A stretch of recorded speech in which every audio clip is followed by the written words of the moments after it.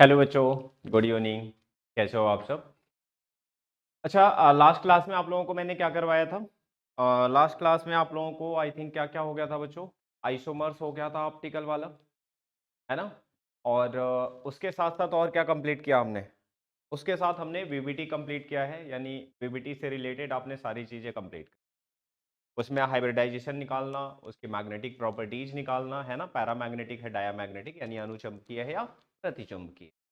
साथ साथ आपने मैग्नेटिक मोमेंट यानी चुंबकीय आघूर्ण भी निकालना सीख लिया है।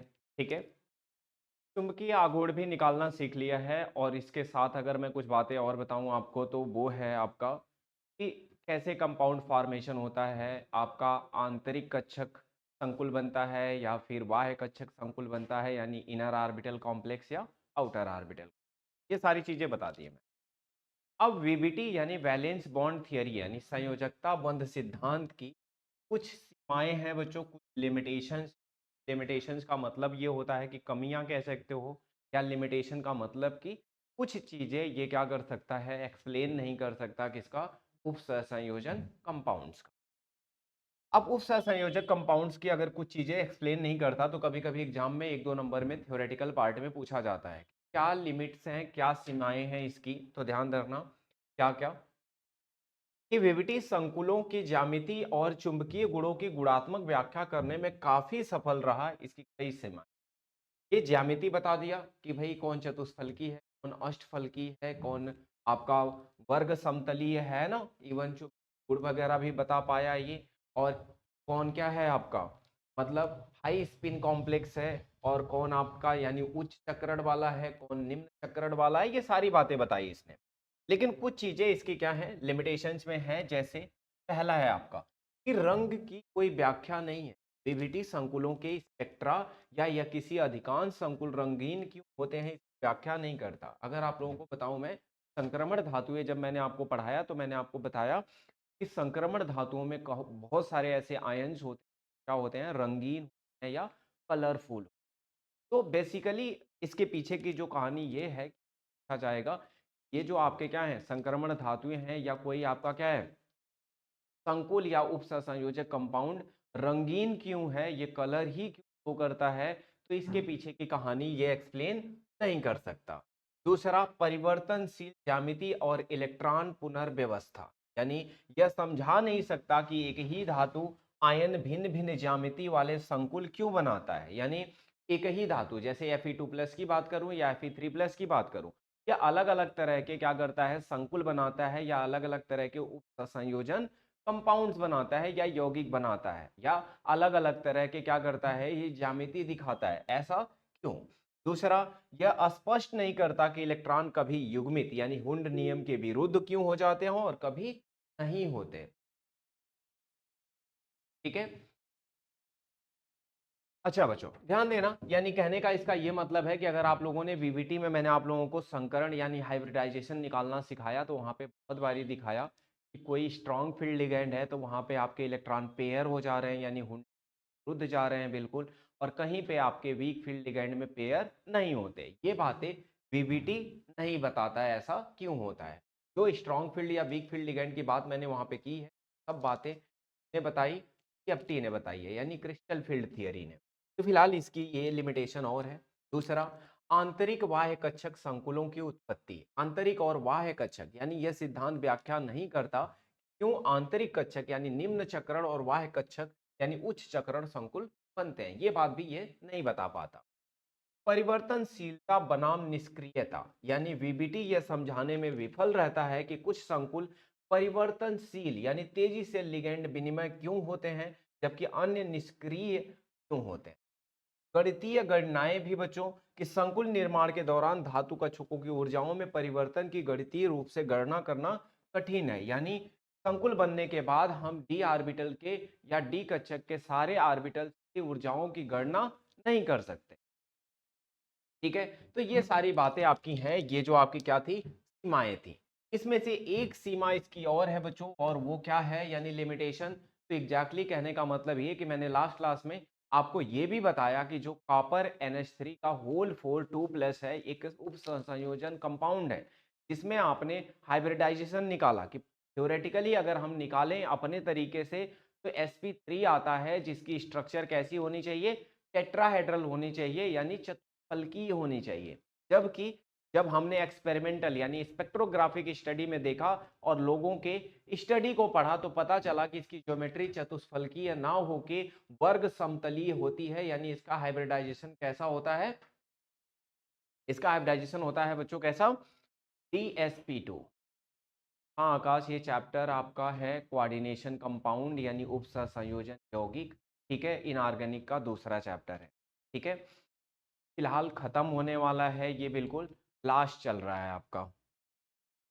कुछ ही दिनों में आपकी ऑर्गेनिक स्टार्ट हो जाएगी, यानी ये चैप्टर बस 1 से 2 क्लास में और खत्म हो जाए,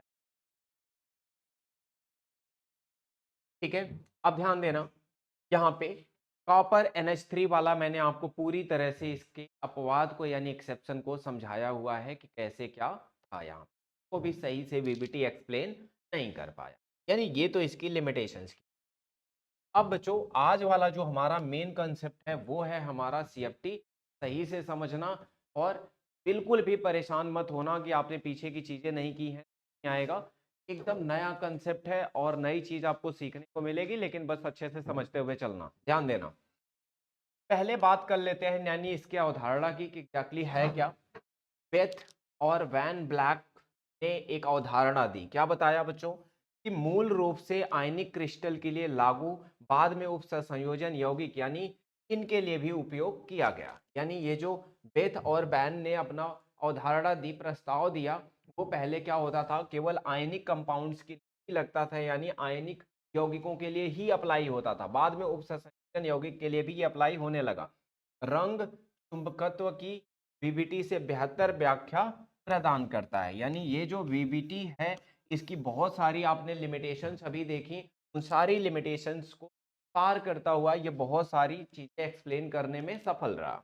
अब ध्यान देते हैं क्या क्या है बच्चों CFT की मुख्य अभिधारणाएं या अवधारणाएं क्या हैं। ध्यान देना, पहला है आबंधन की प्रकृति। अच्छा बच्चों, आबंधन की प्रकृति की अगर मैं यहाँ बात करूं, ठीक है, तो थोड़ा सा मैं पहले आपको कुछ चीजें यहाँ पे समझाना चाहूंगा, और वो है आपका क्या, इनके जो डी ऑर्बिटल्स होते हैं ना, डी ऑर्बिटल्स का मैं थोड़ा सा आपको ये बता दूं कि एग्जैक्टली डी ऑर्बिटल्स होते कैसे हैं। थोड़ा सा अगर आप चीजें जानते रहोगे तो बड़ा आसान काम हो जाए। ध्यान देना, यहाँ पे आपको कुछ फिगर्स दिख रहे होंगे, ये सब डी ऑर्बिटल्स के क्या हैं, डायग्राम्स है, ठीक है। डी ऑर्बिटल्स के डायग्राम यानी डी ऑर्बिटल का शेप का पता होना बहुत जरूरी है बच्चों। डी ऑर्बिटल के शेप की अगर मैं बात करूं तो विभिन्न ज्यामितियां यहाँ पे आपको देखने को मिलेंगी, और इनकी जो विभिन्न ज्यामितियां हैं डी ऑर्बिटल्स की, ठीक है, वो कैसी होती हैं। तो यहाँ पे डी ऑर्बिटल में आप अगर ऐसे देखोगे तो 4 अलग अलग आपके क्या होते हैं, इलेक्ट्रॉन वाले लोब होते हैं, ठीक है। ऐसे डंबल की तरह देखने में तो 4 अलग अलग आपको क्या होंगे, डंबल देखने को। अब यहाँ पे देखोगे ध्यान से, तो ये अगर आपका एक्स एक्सिस है और ये अगर सपोज करो वाई है, एक्स और वाई तल में अगर आपका एक लोब मिलता है बच्चों, ये हम इसका नाम रख देंगे क्या, DXY का नाम क्या रख देंगे, DXY।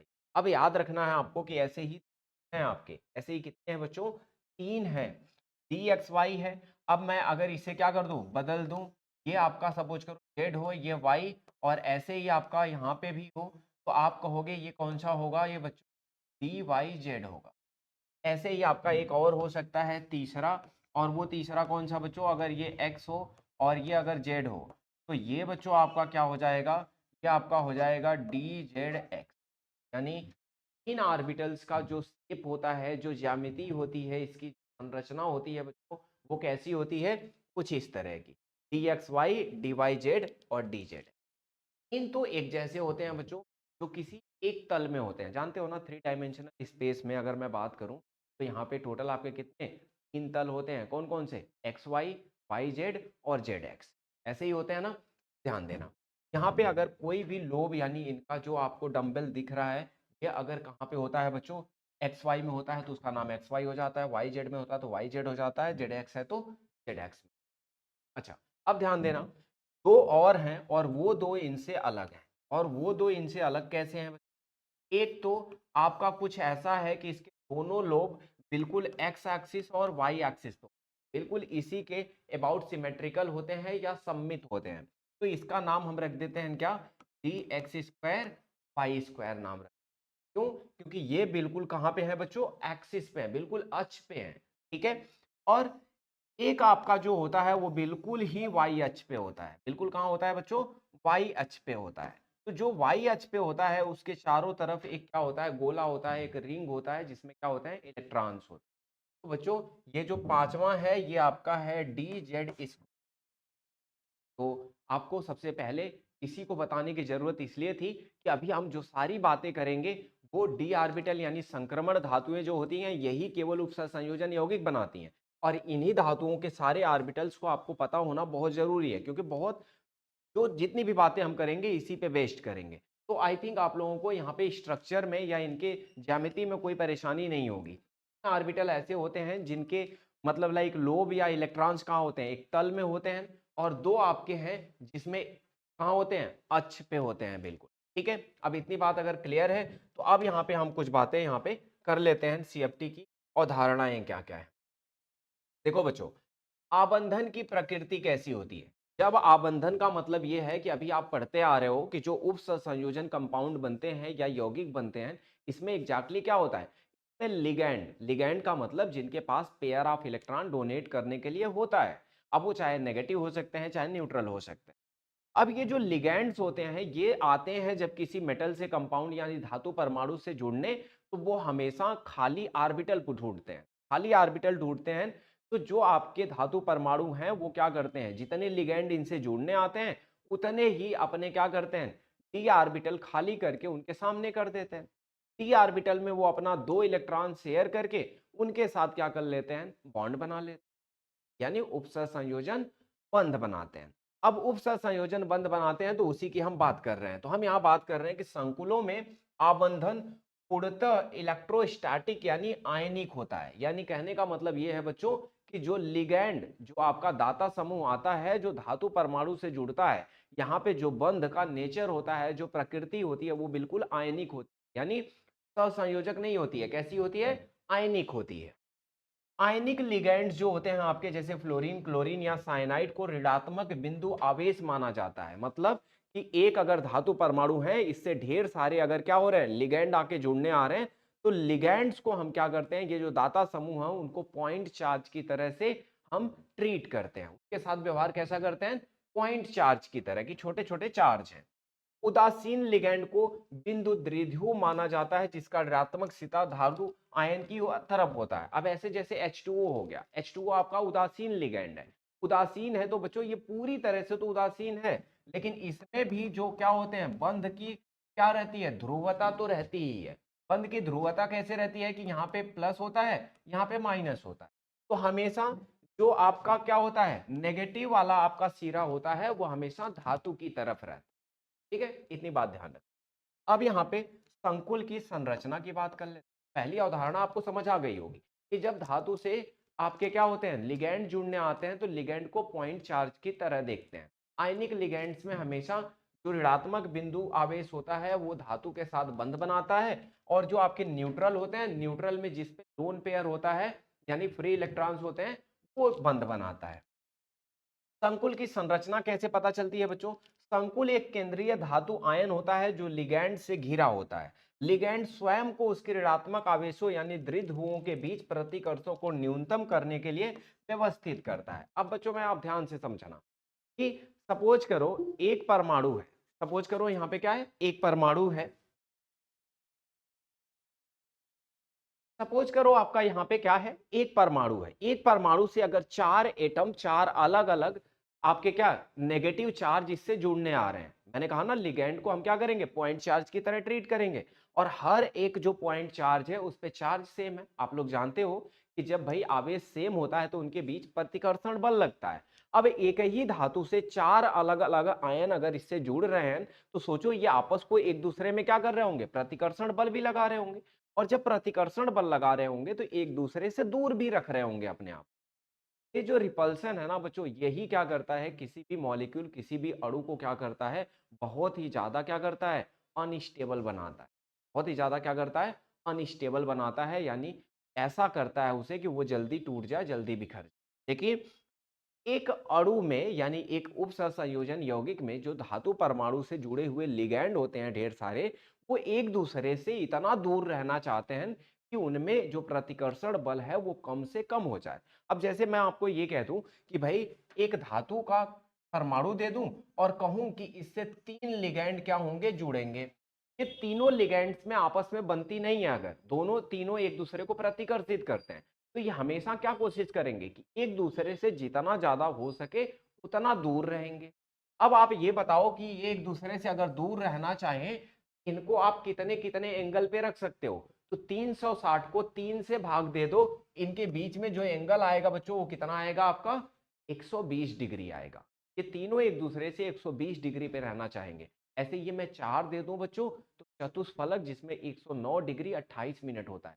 5 दे दूं बच्चों तो 5 में क्या होता है आप लोग जानते हो ना, 5 में कि 3 आपके ऐसे ट्रायंगल में होते हैं यानी त्रिभुज पे, यानी 120 डिग्री पे, एक आपका इससे जस्ट बाहर की तरफ यानी 90 डिग्री पे और एक जस्ट पीछे की तरफ, यानी दो आपके 90 पे होते हैं और 3 आपके 120।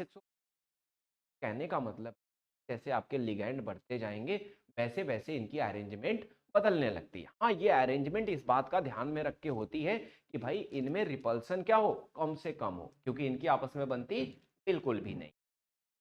वही बात यहाँ पे चल रही है, ठीक है, कि संकुल की संरचना में हमेशा जो आपके क्या होते हैं, ऋणात्मक क्या होते हैं, आपके दाता समूह होते हैं या द्विध्रुव वाले जो होते हैं, इनके बीच में प्रतिकर्षण लगता है। उसी प्रतिकर्षण को कम करने के लिए एक दूसरे से बहुत दूर दूर अपने आप को क्या करते हैं, व्यवस्थित। तो आपको ये दूसरी अवधारणा भी समझ आ गई हो। अब ध्यान देना, तीसरी अवधारणा क्या है बच्चों? अन्योन्य क्रियाओं के प्रकार, जैसे आकर्षण बल। धनात्मक धातु आयन लिगैंड के ऋणात्मक आवेश या द्विध्रुव के बीच में एक बल लिगैंड्स को धातु से बांधते हैं, कोई कक्षक अतिव्यापन नहीं माना जाता। यानी जैसे आप लोगों ने पढ़ा होगा ओवरलैपिंग, क्या पढ़ा होगा बच्चों? ओवरलैपिंग पढ़ा होगा कि दो ऑर्बिटल, दो कक्षक एक दूसरे से ओवरलैप होते हैं, इनका बहुत सारा एरिया या बहुत सारा क्षेत्र एक दूसरे से क्या हो जाता है, कॉमन हो जाता है।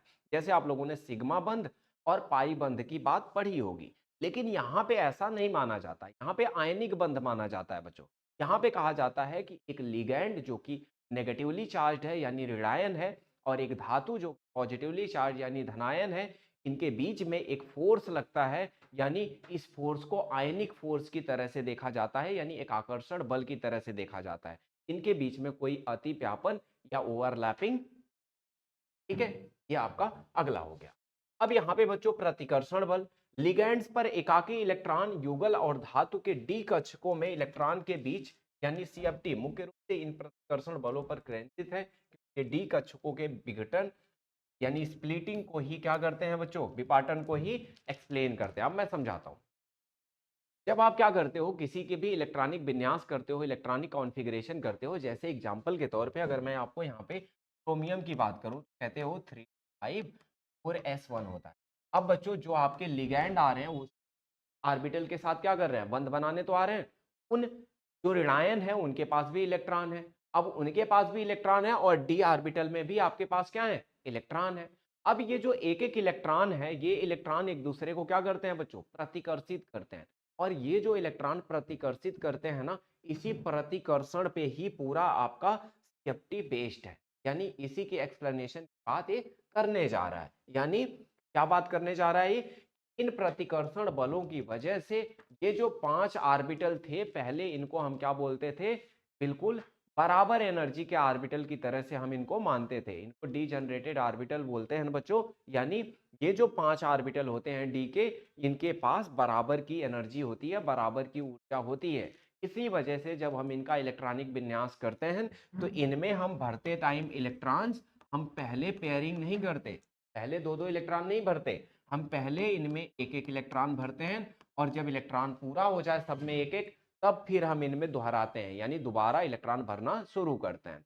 लेकिन ऐसा इसलिए करते थे इसमें कि हम मानते हैं कि ये पांचों की क्या है, पांचों की एनर्जी सेम है। लेकिन यहाँ पे प्रतिकर्षण बलों की वजह से इन्हीं 5 ऑर्बिटल की ऊर्जा अब सेम नहीं रहेगी, अब ये दो पार्ट में डिवाइड होने वाले हैं। इसी बात को हमें यहाँ पे क्या करना है, समझना है, ध्यान देना।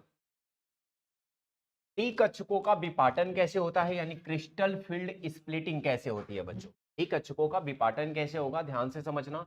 एक पृथक धातु आयन में सभी 5 डी कक्षक अपभ्रष्ट यानी डीजनरेट यानी समान ऊर्जा वाले होते हैं, जैसा कि मैंने आपको अभी बताया। जब लिगैंड पास आते हैं उनके एकाकी युगलों से प्रतिकर्षण डी कक्षकों को अस्थिर कर देता है। यानी जब आपके धातु के पास यानी डी ऑर्बिटल से वो क्या करते हैं, बंध बनाने आते हैं। आपके कौन बंध बनाने आते हैं, वो लिगैंड्स, वो दाता समूह। तो जब इनके बीच में प्रतिकर्षण बल लगता है तो ये जो आपके 5 डी ऑर्बिटल्स थे अब ये अस्थिर हो जाते हैं, इनकी ऊर्जाएं चेंज होने लगती हैं, बदलने लगती हैं। यदि लिगैंड क्षेत्र गोलाकार सममित हो तो सभी डी कक्षक समान रूप से ऊर्जा में बढ़ जाते हैं, अपभ्रष्ट बने रहते हैं, लेकिन यह केवल काल्पनिक स्थिति, ठीक है। यानी गोलाकार सममिति होती, यानी कहने का मतलब यह है कि सारे कक्षक अगर गोलाकार होते शेप में, तो जब चारों तरफ से क्या आते आपके लिगैंड्स आते तो भाई उसमें कोई बदलाव नहीं होता। लेकिन आपने देखा कि डी ऑर्बिटल का जो ज्योमेट्री है, जो शेप है, वो कैसा है, डंबल से, फूल की तरह से है, जिसमें 4 लोब हैं अलग अलग। जब वो पूरी तरह से गोलाकार नहीं है, इसका मतलब है कि उसमें इन प्रतिकर्षण बलों का फर्क पड़ेगा, और फर्क पड़ेगा तो कुछ न कुछ परिवर्तन जरूर होगा। वास्तव में लिगैंड की विशिष्ट स्थानिक अभिविन्यास के कारण अपभ्रष्टता खो जाती है और डी कक्षक भिन्न भिन्न ऊर्जा वाले समूहों में विभाजित हो जाता है। यानी इससे पहले ये अपभ्रष्टता का मतलब है बच्चों डी जनरेट था, यानी इनकी ऊर्जाएं क्या थी, बिल्कुल समान थी। जब ऊर्जा समान थी, लेकिन अब ये समानता ज्यादा देर तक नहीं रुकेगी, क्योंकि यहाँ पे इनकी अलग अलग ज्यामिति की वजह से अलग अलग फोर्स ये क्या करेंगे, एक्सपीरियंस करेंगे। यानी जो प्रतिकर्षण बल लगेगा वो हर एक कक्षक बराबर नहीं फेस करेगा, और जब बराबर नहीं करेगा, किसी पे ज्यादा लगेगा किसी पे कम लगेगा, तो फिर तो आपके जो ऑर्बिटल्स हैं उनकी एनर्जी जरूर बदलेगी। यही बात हमें यहाँ पे समझनी है। अब बच्चों यहाँ पे मैं बात करूं तो यहाँ पे जो आपके 5 ऑर्बिटल्स थे, यानी डी वाले कितने ऑर्बिटल थे बच्चों, 5 ऑर्बिटल। कौन कौन से, आपका यहाँ पे डी एक्स वाई था बच्चों, डी वाई जेड था, और डी जेड एक्स था, और एक था D X square Y square, और एक है डी जेड स्क्वायर। ये 2 और ये 3, दोनों में मैंने कुछ कॉमन चीजें बताई आपको। क्या कॉमन चीजें बताई हैं बच्चों, वही आपको ध्यान रखनी है। इसे हम बोलते हैं T2G, और इसे हम बोलते हैं बच्चों क्या, अच्छा 2 ग्रुप कैसे बांटे मैंने, किस बेसिस पे बच्चों, मैंने आपको बताया है।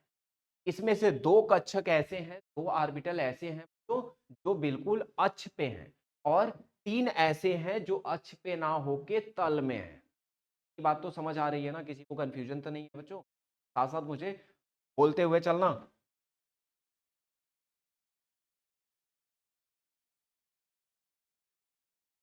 अगर मैं ना ये चीजें पढ़ा के और लास्ट में समझाने पे आ गया तो बहुत देर हो जाएगी, इसलिए बीच में जब भी समझ ना आए आप साथ साथ पूछते हुए चलना। एक बार कंसेप्ट खत्म हो जाएगा तो मैं क्वेश्चन करवाऊंगा इससे रिलेटेड। अब ध्यान देना, यहाँ पे 2 ग्रुप में बांटूंगा मैं इनको, 3 और 2 के। एक का नाम T2G रख दूंगा एक ग्रुप का, एक का EG रख दूंगा। ऐसा क्यों किया मैंने, ज्यामिति के आधार पे, जैसा मैंने अभी शेप में आपको बताया। 2 इसमें से ऐसे हैं जो बिल्कुल अक्ष पे आते हैं, और 3 ऐसे हैं जो तल में आते हैं। अपने घर की दीवार समझ लो, एक कोना पकड़ लो, एक आप जिस पे जमीन पे हो वो वाला आपका एक तल हो गया, एक दूसरी दीवार हो गई, और एक तीसरी, 3 ही तो तल होते हैं, ठीक है। अब इन तीनों तल में अगर एक भी लोब है तो आप उसे तीनों तल का नाम समझ रहे हो, D X Y, D Y Z और डी जेड एक्स रख लो। अब इन तीनों तलों में एक एक लोब हुए तो वो आपका 3 ग्रुप ये वाला है, और एक मैंने बताया कि अक्ष पे है, जो कौन से एक्स और वाई अक्ष पे है बिल्कुल, तो वो एक्स स्क्वायर वाई स्क्वायर है, और जो जेड एक्स पे है वो जेड एक्सिस वाला डी जेड स्क्वायर। तो ये तो 2 ग्रुप बांट दिए। अब बच्चों यहाँ पे 2 ग्रुप बांटे, अब इसके हिसाब से किसकी एनर्जी कम होगी किसकी एनर्जी ज्यादा होगी कैसे डिसाइड होगा, तो इसकी बात अब हम आगे करें। अब ध्यान देना, अब बच्चों यही बात हमें यहाँ करनी है कि विपाटन की सीमा यानी लिगैंड की प्रकृति संकुल की ज्यामिति उपसंयोजन संख्या पर निर्भर करती है। विभिन्न ज्यामितियों के लिए विपाटन अलग अलग होता है। अब बिल्कुल बच्चों यहाँ पे अगर हम बात करें कोऑर्डिनेशन नंबर की, उपसंयोजन संख्या की, और लिगैंड्स के प्रकृति, लिगैंड वीक फील्ड या स्ट्रॉन्ग फील्ड है, इस बात पे भी डिपेंड करेगा ये सब। और दूसरी बात तो आपकी ज्यामिति होगी वो डिपेंड करेगी कि इस पे कोऑर्डिनेशन पर यानी उप संख्या। यानी कितने लिगैंड उससे बंध बनाने आ रहे हैं। अब इन्हीं बातों की हमें चर्चा करनी है, आप ध्यान से समझना। द्विकक्षकों का विपाटन करना है बच्चों। द्विकक्षकों का विपाटन अभी हम बात करेंगे कहाँ पे, अष्टफलकीय में, यानी एक अष्टफलकीय क्षेत्र में 5 अवभ्रष्ट द्विकक्षक 2 समूहों में विभाजित हो। अष्टफलकीय का मतलब जानते हो ना, कोऑर्डिनेशन पर बच्चों कितना होगा, 6 होगा। 6 लिगैंड 6 दाता समूह आपके धातु परमाणु से जुड़ने आ रहे हैं। अब ध्यान देना यहाँ पे बच्चों, अब किसकी ऊर्जा ज्यादा होगी और किसकी कम, ये कैसे पता चलेगा, ध्यान से समझो। 6 है ना, 3 एक्सिस होती हैं आपकी, कौन कौन से 3 अक्ष होते हैं, एक्स वाई और जेड।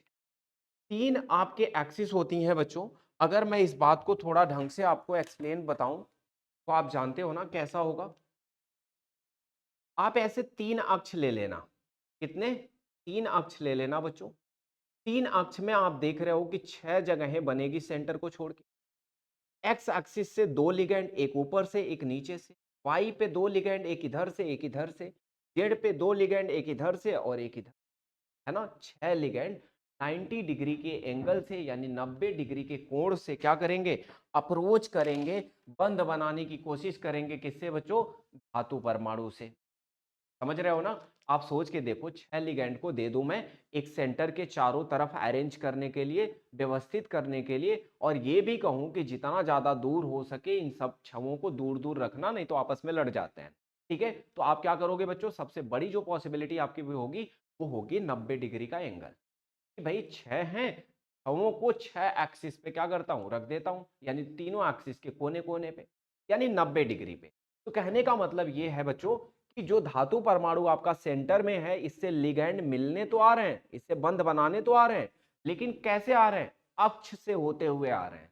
और जब बच्चों अक्ष से होते हुए आएंगे तो ये बताओ मुझे कि ये जो 5 ऑर्बिटल हैं आपके, इन पांचों ऑर्बिटल में सबसे पहले उनका मेलजोल किससे होगा, उससे जो ऑर्बिटल अक्ष पे हैं। अक्ष पे कौन से ऑर्बिटल हैं बच्चों, दो, कौन कौन से, D X square Y square और डी जेड स्क्वायर, ये दो है ना जो अक्ष पे रहते हैं। अब जब दो अक्ष पे रहते हैं तो लिगेंड्स का, यानी दाता समूह का मेलजोल पहले क्या हो जाएगा, इन दो ऑर्बिटल से हो जाएगा। और जब दिन दो ऑर्बिटल से हो जाएगा इनका मेलजोल, तो भाई इन्हीं में सबसे ज्यादा आपका क्या लगेगा, प्रतिकर्षण बल। और जब सबसे ज्यादा प्रतिकर्षण बल इन्हीं में लगेगा तो इसका मतलब ये है भाई कि इनकी ऊर्जा बढ़ जाएगी।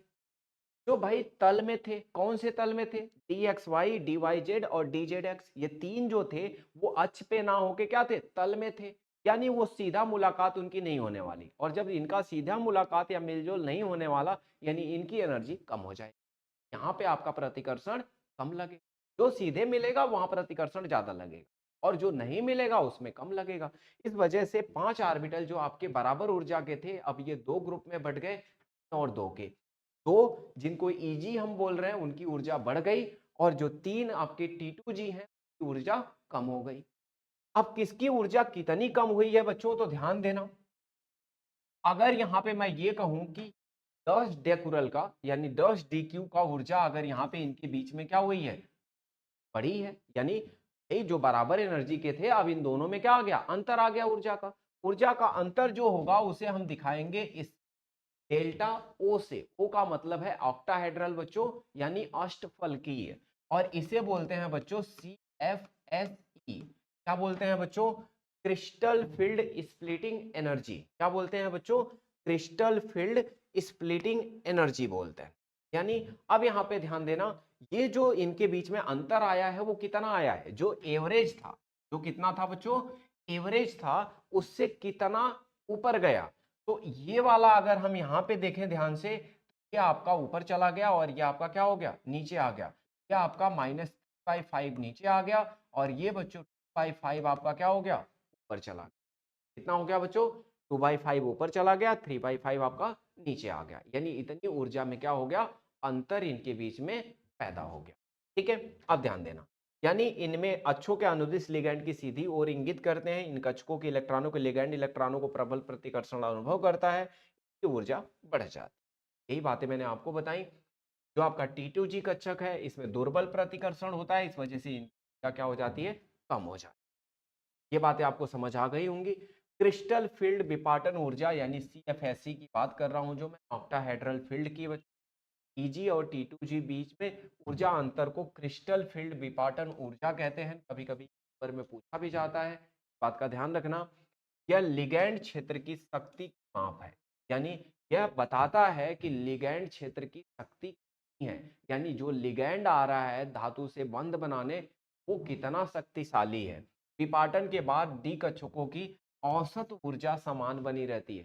दोनों के बीच में ना केवल क्या हुआ है, ऊर्जा में अंतर आया है, लेकिन पांचों को जोड़ के अब भी इनका एवरेज निकालोगे यानी औसत ऊर्जा निकालोगे तो जितनी पहली थी उतनी ही रहेगी। ठीक है, ये बात ध्यान रखना।